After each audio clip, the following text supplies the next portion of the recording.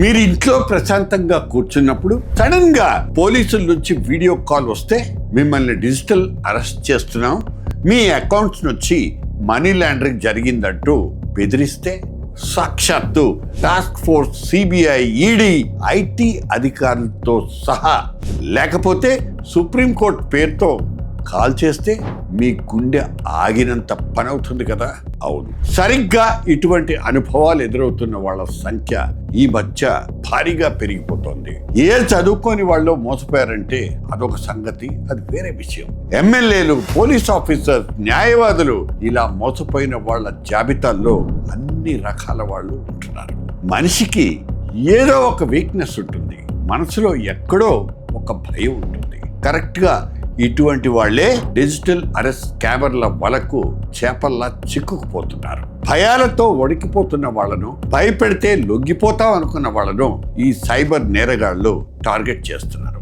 అందుబాటులో ఉన్న ఆధునిక టెక్నాలజీని వాడుకుంటూ అత్యంత ఈజీగా పగటిపుట్టే దోచుకుంటున్నారు.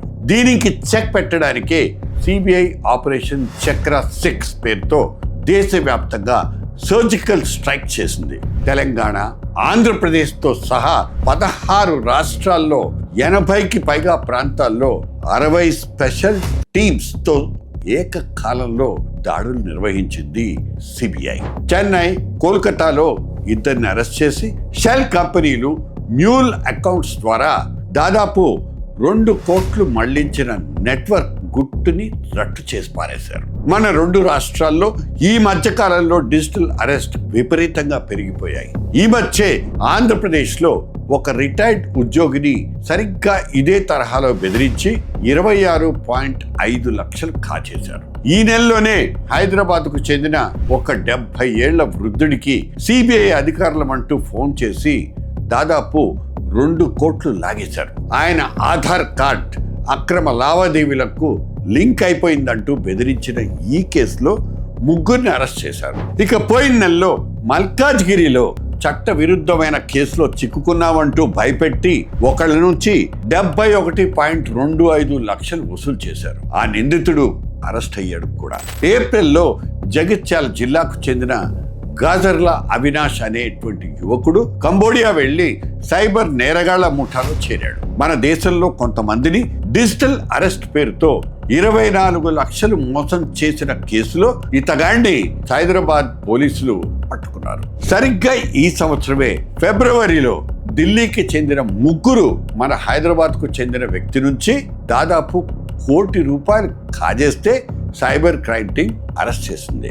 వైఎస్ఆర్ కడప జిల్లాలో గత నవంబర్లో ఒక రిటైర్డ్ ప్రభుత్వ అధికారిని సిబిఐ అధికారుల పేరుతో మోసం చేసేసిన అల్టిమేట్ క్రైమ్.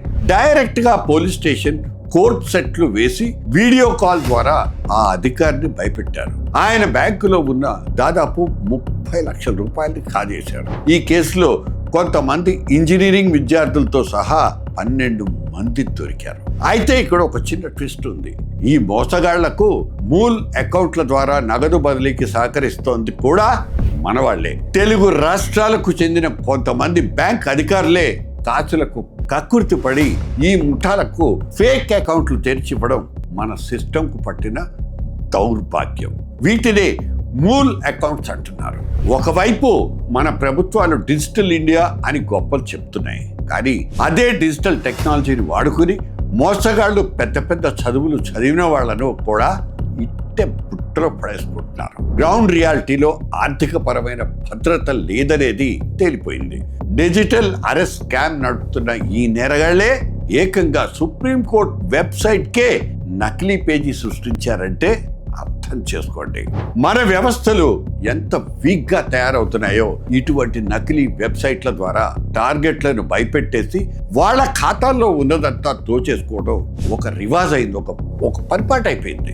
సామాన్యుడి అకౌంట్ లో ₹10 తేడా వస్తే 1,00,000 ప్రశ్నలు వేసి వేధించే బ్యాంకులు ఈ దొంగలు కోట్ల రూపాయల్ని బలిస్తుంటే మాత్రం గుర్రు పెట్టి నిద్రపోవటం ఇక్కడ గమనించాల్సినటువంటి అతి పెద్ద లోపం.